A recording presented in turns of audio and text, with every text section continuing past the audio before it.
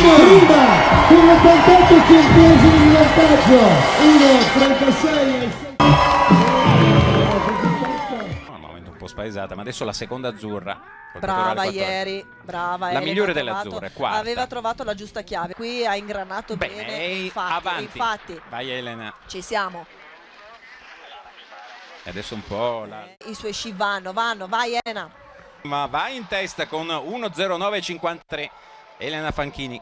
Pettorale 14, ma godiamoci intanto il replay della gara di Elena Fanchini.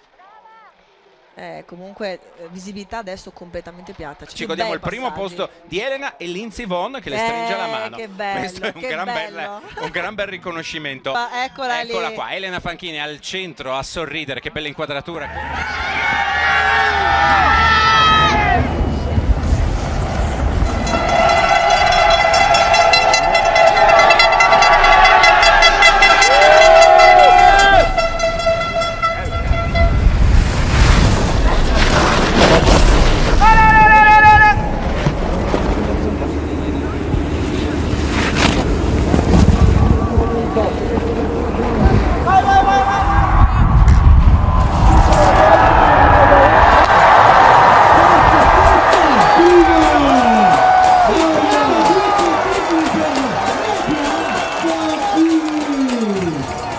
1.09 e il terzo tempo ancora, diciamo, ci siamo per salire sul podio. Speriamo un terzetto azzurro. Sofia Goggia in 1.10, c'è Federica Brignone e Nadia Fanchini va in terza posizione, completato il terzetto podio. Facciamo la foto e fermiamo qua.